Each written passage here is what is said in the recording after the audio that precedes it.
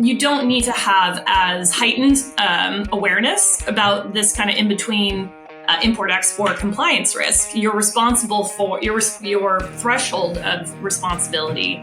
Before we get started with the show, here's a quick word from our sponsor, Global Training Center. As trade compliance professionals, you want to make sure that your procedures and documentation are completed as correctly as possible to avoid any delays and possible fines. We provide a range of trade compliance courses that will fit your needs.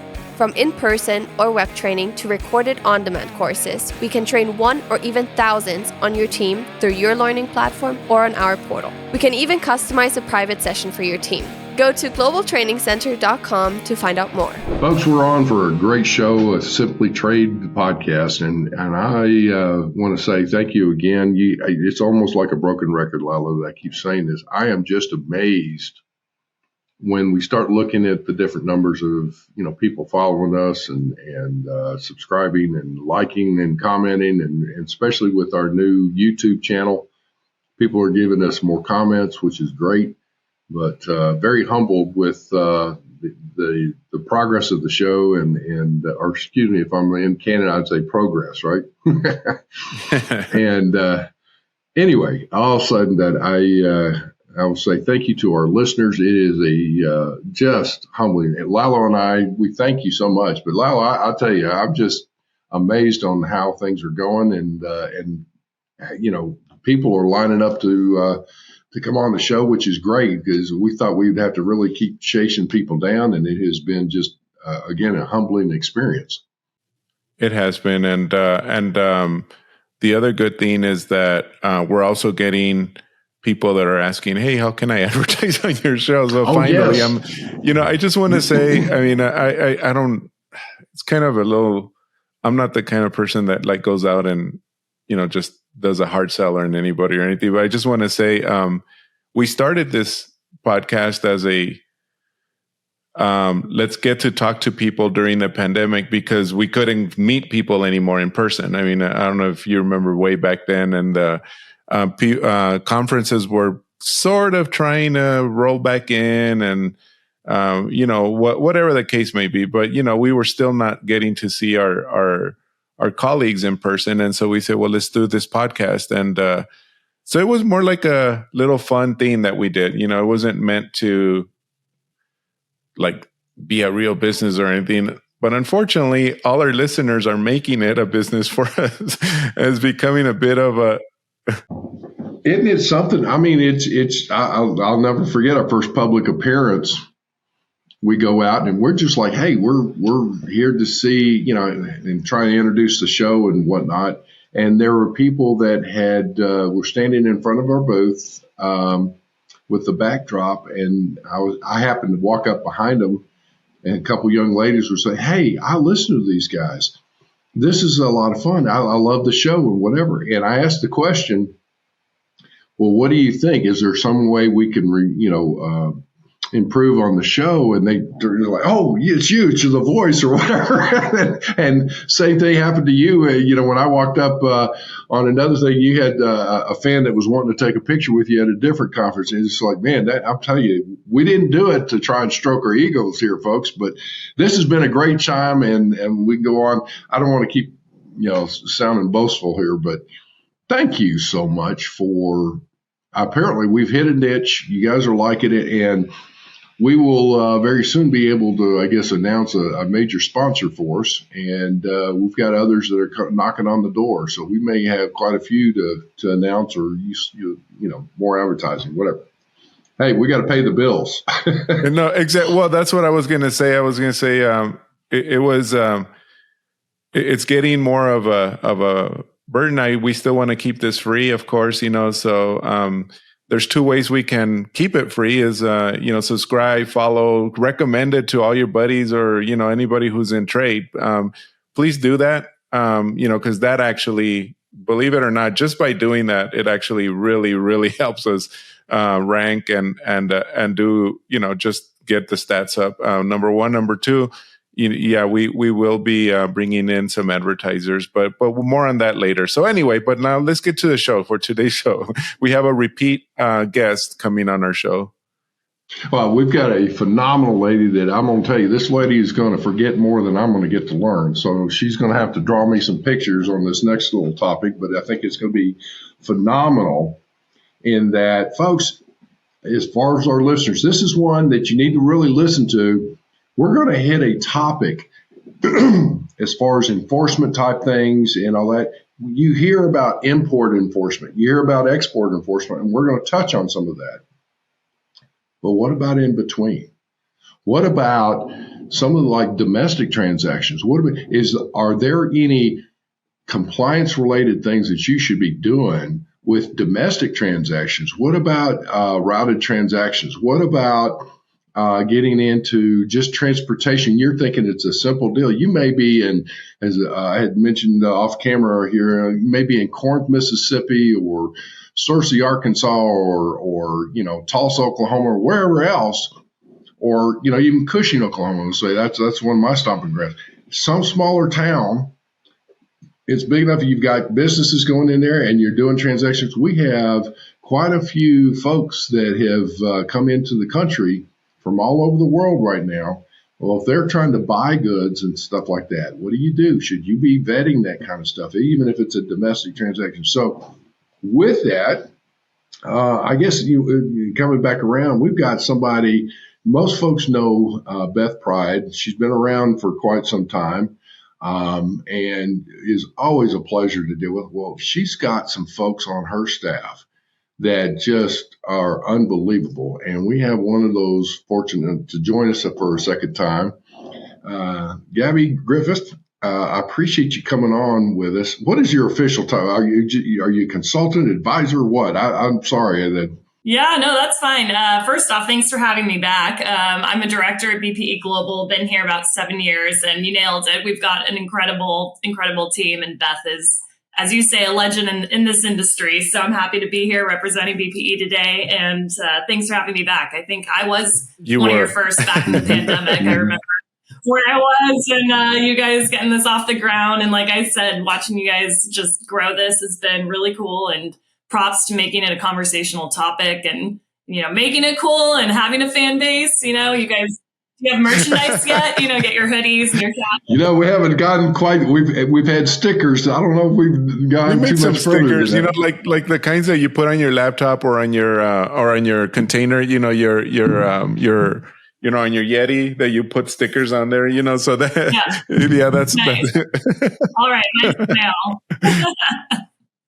Yeah, well, thanks for having me back, guys. And Andy, I think this topic today is really interesting. I think it goes without saying that I don't need to explain to this audience that we live in a crazy, complex world of just period. And specifically when it comes to the rules and the enforcement, the four-letter word that no one likes to hear in any capacity. There are certainly expectations across the board on the United States specifically regarding imports and exports. And we're all very familiar with the specific regulations. If you're the importer of record, so on paper, responsible for bringing that across the border, or the exporter of record on paper, responsible for that. But there is this in-between space. And I always tell my clients, you can't ignore that in between space. The amount of times I've had or heard, well, we just do domestic transactions, or we don't export, and we're just an R&D, or we just sell to this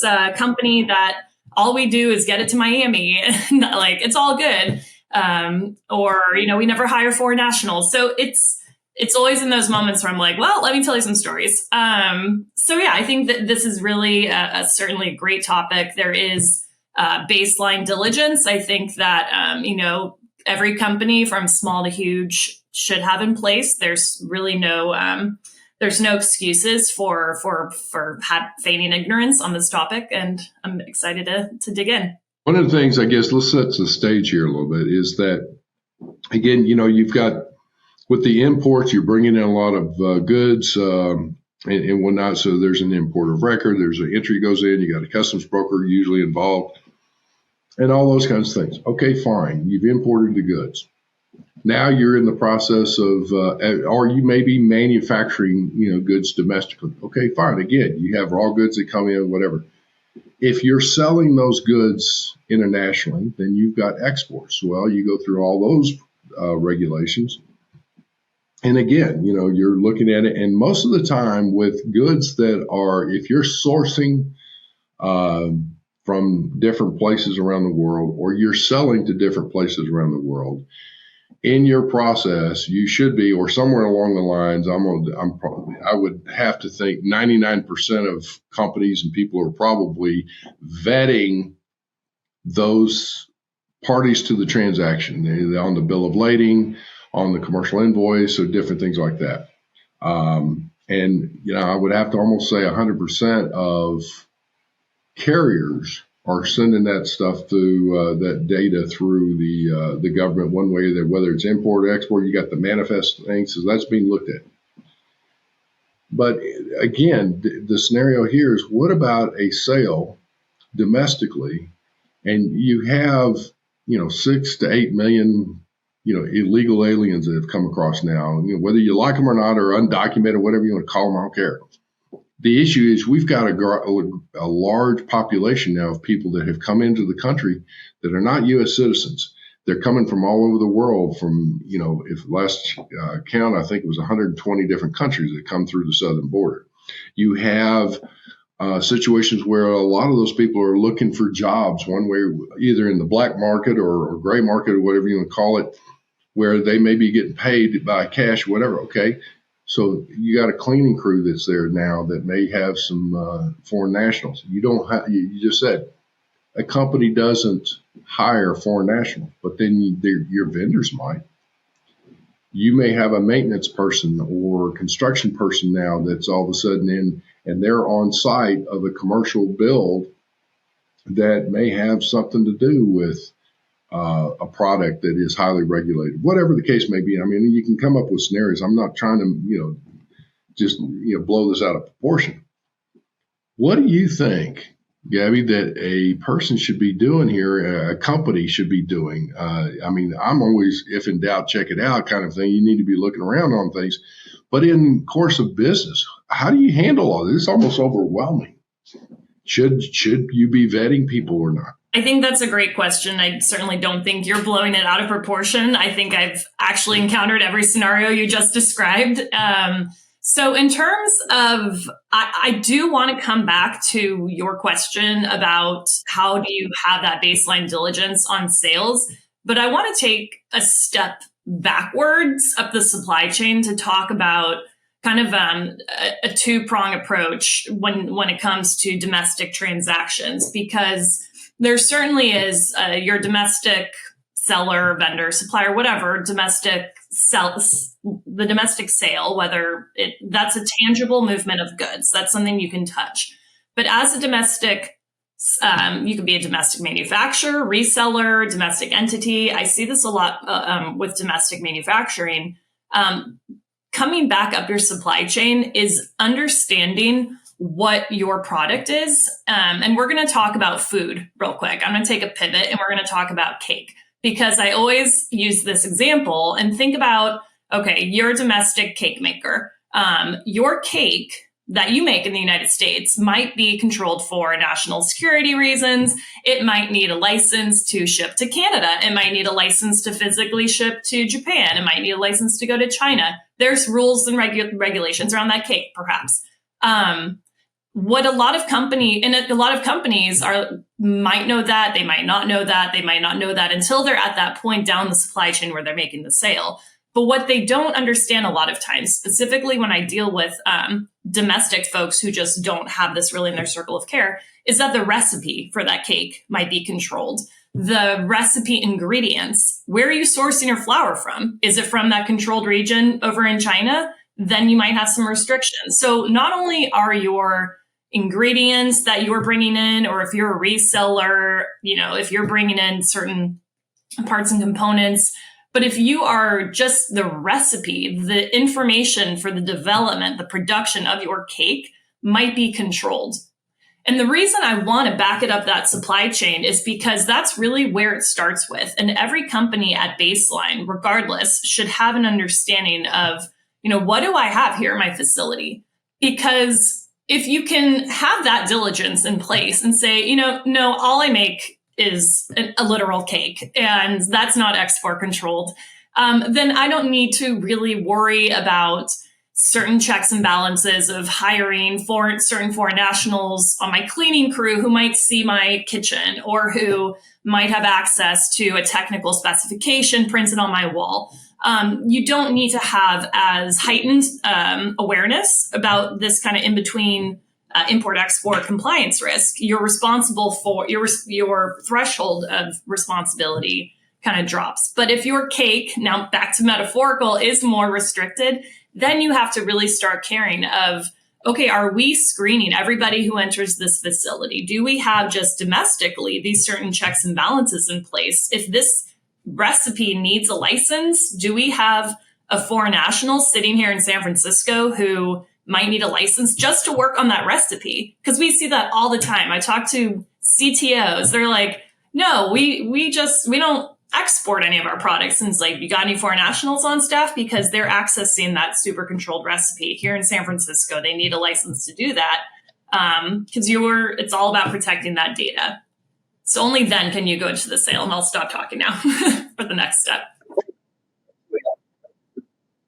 I was throwing out quite a few different scenarios, and let's back up here a little bit and talk about the actual widget. In this case, you were using the cake, and it makes sense. It's like, okay, well, I love how really, is it really going to be a license here? Well, take the cake and replace it with, a clock radio. Take that out and replace it with some type of special garment, for example, that may be used in police work or fire prevention or whatever the case may be. You don't know how that commodity may be used, and you may be looking at it again purely from a domestic transaction type thing. But if you've got a government contract, if you're doing anything with the Department of Defense, or anything or that supports it, maybe your vendor, maybe your client has a DoD contract. Well, again, that supply chain goes in there. And so that's the thing. And also, even with the way you're handling your data, is everything secured on it? I kind of go back to the scenario too of I use scenario a lot, don't I? As far as the movies you watch, and you see some type of espionage type activity that goes on, what do they usually do? Somebody is pretending to be or comes on as the janitor or somebody cleaning the office. And what are they doing? Then they're searching around to the people's offices. Now, if it's just an average Joe, they're not, they're going to do their job and go on. But if it's something that's vulnerable, when you wrap up at night, you've got your files on your desk for the next day. You know what you're going to be working on. Well, should they be on top of the desk? Or shouldn't they be locked up? Everything's should be locked up kind of thing. And those kinds of security things, people can look at it if they know what they're looking at. If you went into your competitor's factory, you know what to look for. So as you're walking through, that's how they're using this kind of machinery, or they're using this kind of chemicals, or whatever the case may be. That's why, when you're looking at somebody why should you make sure that only U.S. domestic folks are in certain situations by law and regulations or authorized and all that kind of stuff? That's why that comes into play, because we got people that are basically in today's world that they don't necessarily like us, and they'll use any means they can to damage us. Well, it may be some little company in the middle of nowhere kind of deal. So. All right. So what do we do about this? How do doing the sale transactions? One thing, vetting people from vendors and all that. It's really two separate issues here. And folks, forgive me if you haven't heard. I keep coughing a little bit. I've cleaned and raked some leaves, and I inhaled a bunch of dust and stuff yesterday. So I'm feeling it today. So forgive me if I cough. But what's our next step, Gabby? I mean, what do you do about this? Yeah, great question also. So again, back to this two-pronged, starting with really knowing what domestically, what are you dealing with, right? Because that's really going to dictate the next step. So step one is thinking about your processes, where in your process, if you are a domestic manufacturer, do you have a new product introduction process that you can do this vetting for? If you're a reseller, do you have a customer onboarding process? Likely you already have a document in place that you can add language to do some of this vetting of the knowing what you've got piece. And then you turn to the second piece, which is now you're in sale mode. So you are getting into that facility in Miami. You are making it available for pickup on your dock. Now, once you've gotten to sale mode, you know what you're dealing with. If you are selling something that's highly export controlled or not even just export controlled, you know that is going to require a license. You know kind of how to handle it down to the execution at that point. So again, it comes down, and your responsibilities at the time of sale. Now, there are certain expectations, regardless of whether you have a highly export controlled product or not. You cannot sell to entities. So that's people, businesses, banks, hotels. I mean, just lots of different combinations of entities on various lists that are sanctioned by our government, whether there's tools, and I'm sure you've had other speakers come on about screening. And to that point, I see all the time my domestic clients say, oh, well, we don't ship anything across the border. So we are domestic transaction. Well, guess what? There are lots of domestic entities on that list, and that doesn't absolve you from your responsibilities to screen. So there is an expectation from the government of know your product, know your customer. If you don't know your customer, which is entirely a realistic scenario for many businesses, have language in place that you have vetted, that you have your reseller or your buyer vet and say, I will not resell my company ABC's products to one of our sanctioned embargoed countries. So to answer your question in short, I think again about that two-step diligence process. One, what do I have? Two, how do I sell? And from there, it's like a choose your own ending book. It's just going to be very business company specific, where thinking about what do I have? Okay, how do I figure out what I have? Do I ask my suppliers to provide me with the harmonized tariff code as well as the export control commodity at the ECCN? Do I, on the sales side, do I put a statement into my NDA, what is currently in place on both the vetting what I have piece and the sale piece that I can insert language into? Because we don't want to be adding work. Everyone is so overloaded, but these are such critical things to think about that it's 100% necessary for companies, again, no matter the size of a company, to sit down and say, what do I have going on? Where can I leverage and put that control in place, that mitigating factor that I've done this diligence, and then on the sales side to do the same? I will say, I mean, you're getting down into some the actual things to look at. Obviously, from your contract perspective, what clauses should be put in there. So that's getting, some of your legal team involved with a company and all. But even for that, just if I'm the owner of a company and I'm looking at it, with this area being that I'm just Joe Blow here in the middle of nowhere, trying to do what I can to provide jobs for the local economy and doing all that, I'm thinking I'm in good shape. Now I'm like, okay, I'm kind of getting scared here because this is overwhelming. I mean, this is all Greek to me. I don't deal with international. Would it be wise to basically come back and go, let me spend a few $100, have somebody come in, do a quick analysis. And if there are some red flags on that, they'll be able to point that kind of stuff out to say, do I need to do a few more things? Would that be a good approach to have somebody that would be somewhat of an expert to come in and take a look at things, just to test the waters a little bit to see, am I good or am I not or what? Yeah. I mean, obviously I'm biased, so I would say yes, that is 100% worth having someone come on board. But in practice, I come from industry, and there are so many resources out there from a government perspective. I know Department of Commerce has their local offices for the Export Assistance Center has regional offices throughout the world where local small businesses can reach out to those offices as a starting point. And it's hard because the advice to small companies is, yes, you should know what you're having, reach out to experts, reach out to the government. But the reality is that they don't know what they don't know. So how is that awareness fed? And there's been, in the more macro sphere, a lot of enforcement on the Department of Commerce side in conjunction with OFAC. There's enforcement that is now being placed on expectations on banks. But again, if you're talking about a Michigan to Wisconsin sale of maybe an integrated circuit that is, being now produced in Ohio, that is usually, in my experience, companies either will have kind of a base awareness if they are buying product that is kind of in the export control space or selling it.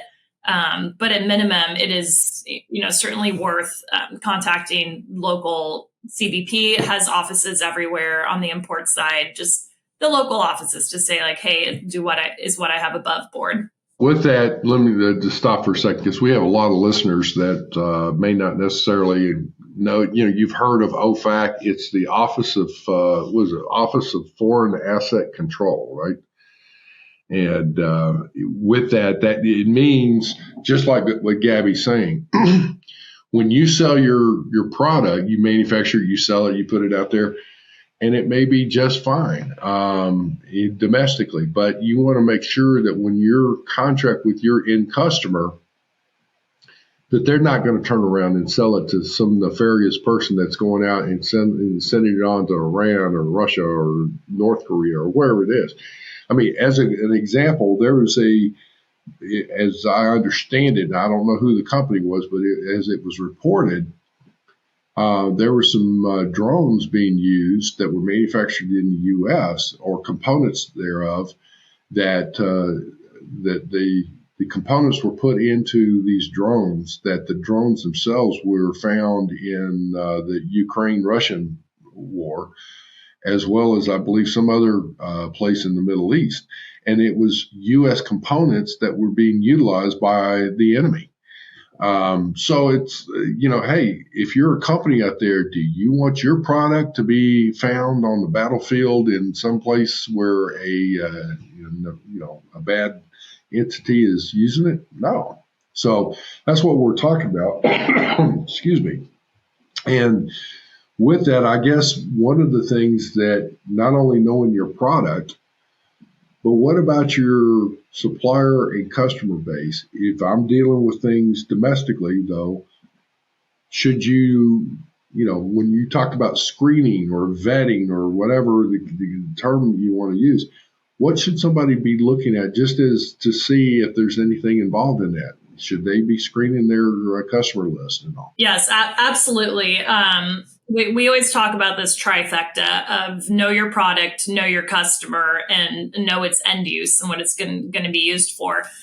So BIS, there is a great link, and I don't know if you drop links and whatnot in your show notes, but there is a great free link to put the link to the consolidated screening list there. I think at minimum, there's obviously phenomenal service providers out there who offer solutions to embed systemically. But we always say, there's different thresholds of how to vet this. But certainly the screening and knowing your customer against these lists is paramount. And, I, like you guys, on these roadshows of our industry conferences, when I am interviewed, or I will often be in conjunction with an attorney, and we'll tee up questions, and we're always like, how mitigating is an end use statement, or how mitigating is, having a record that you've screened? And the answer is usually you have no idea, because say you're Nike, right? And you see footage of Hamas or you see footage of Syrians wearing a Nike hoodie.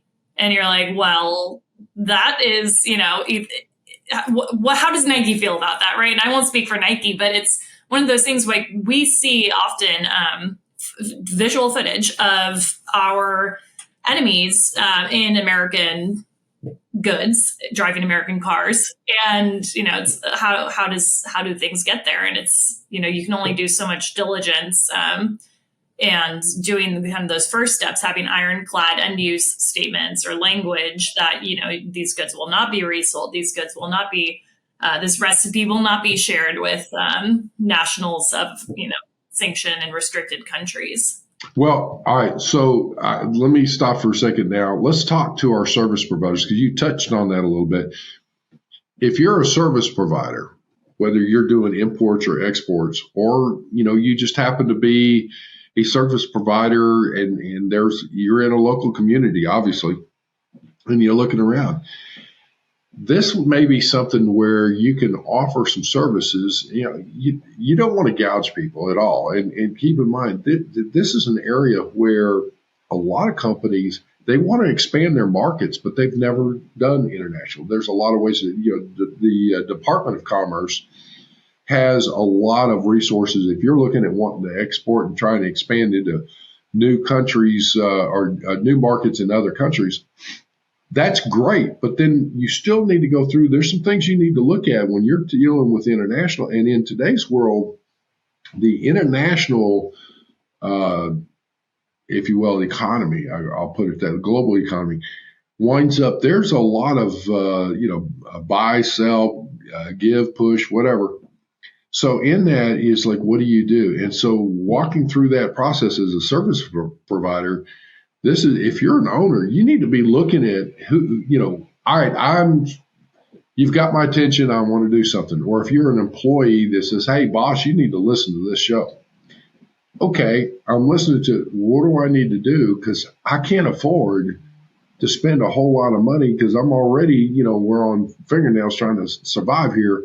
And now you're telling me I got to do something else in this. This may be a good opportunity for service providers to come alongside some folks, kind of help check them out. And then if there is a opportunity to help them expand, well, it may turn into a good sales lead. I don't know. That's one of those. But do you ever consult or advise, service providers to say, here's where you can offer your services you're already offering in a market that you've never tapped? So you're asking if we would work with service providers to just kind of teach them how to tailor or expand their services? Just, you work with service providers from a standpoint to say, how can you, to encourage somebody to start going down this road? I mean, I am a big proponent. Yes, you could do a lot of these things on your own. You just mentioned that, and you can walk through it. But it's like, in my case, I will say that I doubt if I will ever do my own taxes again, even with the software out there. Now I think they're all fine, well and good, okay? But I have done my own taxes, and I don't have a complex portfolio, so don't think I'm some guru here. But I have had an accountant do mine, and then I've done it myself. And then in 2 years in a row, I went ahead and got the software, did my own taxes, went through it, and then I turned it over to an accountant just to see. And without fail, the accountant not only came back with a more accurate return and actually got a better refund for me in one case, and then said, no, you actually can't deduct this. And, but they knew they had that expertise. I had the assurance that even if something were to happen, I've got somebody I can call on, rather than even with all the questions, they walk you through it and everything else. And I'm like, yeah, you can do this on your own, but get you an expert. Man, I'll tell you, it will save so much time and effort, and it's worth every penny. Oh, yeah, 100%. So, yes, we work as a company closely with a few brokers and freight forwarders out there, just in terms of reviewing their process, their SOPs that they put in place with their respective customers. Here's a questionnaire, how you onboard new customers. So absolutely, I think that there are so many I think that, and I've heard because there's been a lot of press coming out of Department of Commerce in the past few weeks that going back to what I said at the beginning here, like we live in such a crazy complex world, and specifically as it comes down to import and export sanction regulations, companies need to invest in this compliance. It's super important. And, if you're a company who can't afford it, I mean, companies can find the money for certain things. And, compliance, I think, has historically been pushed to the back burner, not given the funding it deserves. But I will say that from obviously the clients that I have, that has been understood. A lot of the clients I have are due to, errors, mistakes that they've made. Oh, this went to not a good person. Now we're in disclosure. Now we should have, invested that money. But so it is, from a company standpoint, it is important to invest. From a service provider standpoint, it's important to invest. I think that specifically in the brokers and forwarders world, I think they get written off when it comes to their knowledge of compliance and their importance in the supply chain. I think folks in shipping and operations have traditionally been shafted and, that's that person down in shipping. And that role is so critical and so important. And the freight forwarder's role is so critical and important. And there are a lot of checks and balances that a service provider can get in place so that they can in turn service their customers, the importer, exporters, the folks who live in the in-between of that, those domestic transactions. They need that training because they're also another layer in our ability to protect and to make sure that we're compliant. All right, so let's go in because we're going to need to, we can keep going in and almost like one rabbit hole after another on this kind of stuff. With this, I would say what would be, just to look at it, I'm a business owner or an employee that's trying to get my boss to look at this and go, all right, we need to do this. What would be the 3 next steps somebody should look at to investigate going through this? We've talked, obviously, you got the screening, the legal contracts, you're knowing your product, who who you're selling it to or who you're getting it from and all that. All this is so, I'm not used to all this stuff. What should I do now? And go, okay, you've convinced me. I'm going to do this. Hopefully it's not going to cost me a fortune. What do I need to do? Well, you kind of summed it up there, but I would start number 1, make a list. Make a list of a product matrix. We always start, when we're coming on to a new client, roll up your sleeves. What do you got going on here? What are you selling? Put it in a list. What are you working on? Have what's bought, what's built. If you just start by wrapping your arms around what you got going on, because everything really stems from there.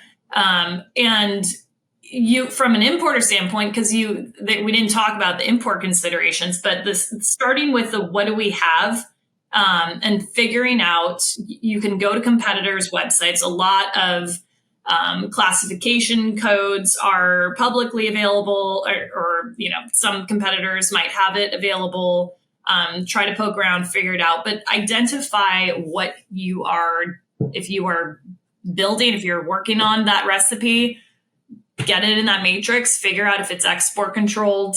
That comes down to software also.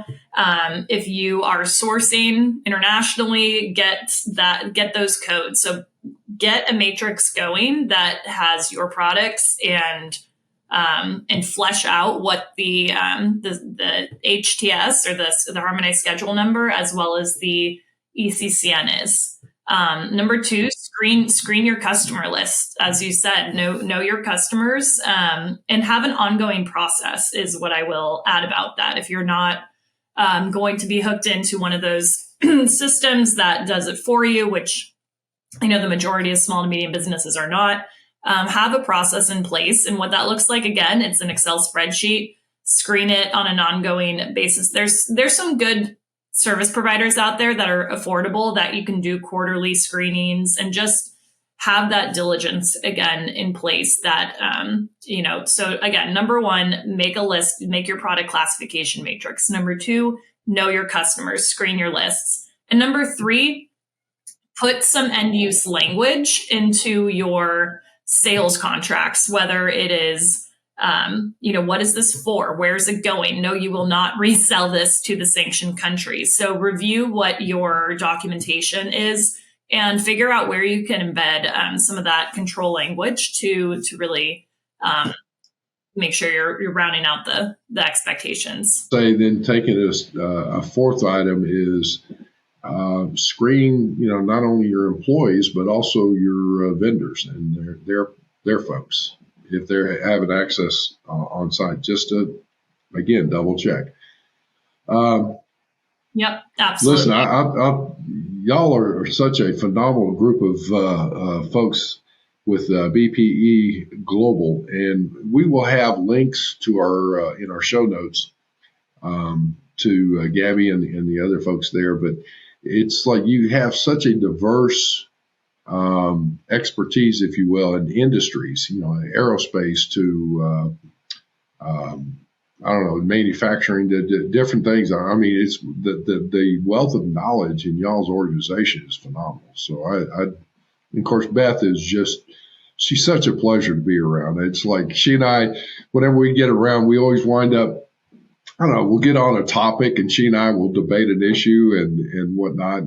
And I try and hold my ground with her, but eventually, I have to acquiesce because she's smarter than I am. Oh, yeah. She's great. Well, Gabby, thank you so much. Appreciate it. The one thing I was going to ask Lalo, from the Global Training Center perspective, are there anything things that come to mind regarding trying to help people become proficient? That's another thing is like your frontline folks, what should they be looking for and those kinds of things. Do you have anything as far as responsibilities on maybe it's importing or exporting or something that would relate to what we've talked about today? Yeah, we do, and it all depends on who the client is, just almost like what Gabby said, it just depends on what you're looking at doing and what you are doing existingly, in your company. If you're if you're manufacturing products from imported goods that maybe you didn't import it, maybe you're just buying it from a domestic importer, that you think it's a domestic. So, I mean, maybe importing might work. Same thing on the other side of the coin, for the exporting. You're thinking you're selling, because, I mean, there was a few points that you all made earlier on, you don't know who you're selling to. I mean, there's been a lot of cases where somebody sold product to, although sometimes they know very well who they're selling to, but I mean, some of them may not even realize who they're selling it to, and it ends up in Russia, or in a sanctioned country. And so we do have exporting classes where they educate you just because you sold it.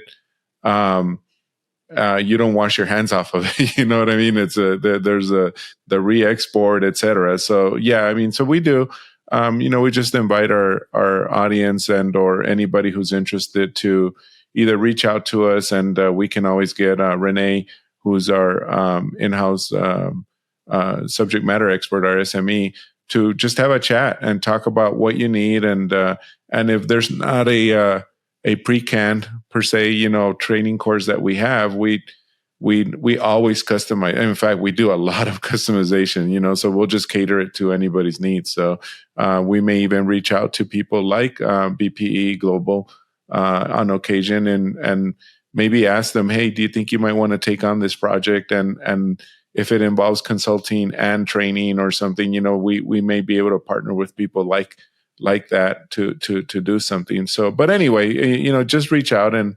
we'll always find a way to educate and or help in some way or another. So, well, Gabby, thank you again so much. Lalo, I hope you have a great day with this. And folks, we're going to turn the show back, or end the show, should I say, and turn your day and give it back to you. And thank you for listening.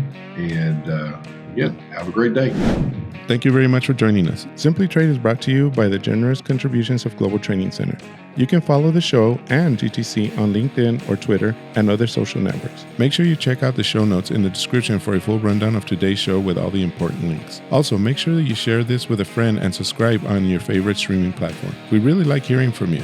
If you enjoyed the show, make sure to rate and review wherever you listen to this podcast. If you or someone you know would like to be a guest on the show or would like to sponsor SimplyTrade or suggest any topic you would like for us to discuss, please contact us via email at simplytrade@globaltrainingcenter.com, or you can DM us on Twitter at SimplyTradePod. Thank you again for the privilege of your time. Happy trading. SimplyTrade is not a law firm or an advisor. The topics and discussions conducted by SimplyTrade hosts and guests should not be considered and is not intended to substitute legal advice. You should seek appropriate counsel for your own situations. These conversations and information are directed towards listeners in the United States for informational, educational, and entertainment purposes only and should not be substituted for legal advice. No listener or viewer of this podcast should act or refrain from acting on the basis of information on this podcast without first seeking legal advice from counsel. Information on this podcast may not be up to date depending on the time of publishing and the time of viewership. The content of this posting is provided as is. No representations are made that the content is error-free. The views expressed in or through this podcast are those of the individual speakers, not those of their respective employers or Global Training Center as a whole. All liability with respect to actions taken or not taken based on the contents of this podcast are hereby expressly disclaimed.